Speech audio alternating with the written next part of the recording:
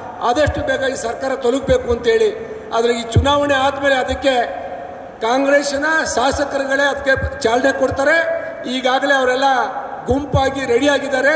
28ಕ್ಕೆ 28 ಕೂಡ ಬಿಜೆಪಿ ಗೆಲ್ತದೆ, ಜನಸಾಮಾನ್ಯರು ಬಿಜೆಪಿ ಪರ ಇದ್ದಾರೆ ಅಂತೇಳಿ ಅವ್ರು ಹೇಳ್ತಾರೆ. ಅಣ್ಣ ಈ ಸರ್ಕಾರ ಬೇಡ ಅಣ್ಣ, ನಮಗೇನು ಕೆಲಸನೇ ಇಲ್ಲ ಈ ಸರ್ಕಾರದಲ್ಲಿ, MLAಗಳಾಗಿದ್ದು ವೇಸ್ಟ್ ಆಗಿಬಿಟ್ಟಿದ್ದೀವಿ, ನಾವೇನು ಮಾಡೋಕ್ಕಾಗ್ತಾ ಇಲ್ಲ, ಆದಷ್ಟು ಬೇಗ ಈ ಸರ್ಕಾರ ತೊಲಗಬೇಕು ಅಂತೇಳಿ.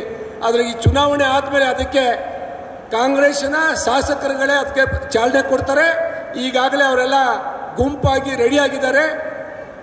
ಆ MLAಗಳ ಸಹಕಾರ ಇಲ್ಲದೇ ಇರೋದ್ರಿಂದ ಕಾಂಗ್ರೆಸ್ನಲ್ಲಿ MP ಚುನಾವಣೆಗೆ ಕ್ಯಾಂಡಿಡೇಟ್ಗಳೇ ಇಲ್ಲ.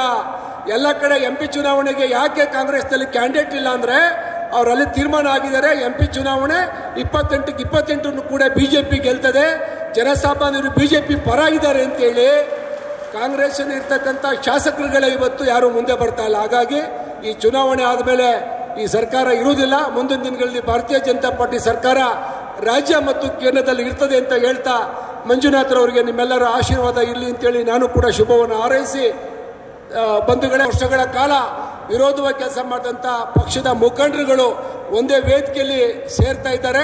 ತಮ್ಮೆಲ್ಲರ ಆಶೀರ್ವಾದ ಬೆಂಬಲ ಹೀಗೆ ಇರಲಿ ಅಂತ ಕೇಳ್ಕೊಳ್ತಾ ತಮಗೆ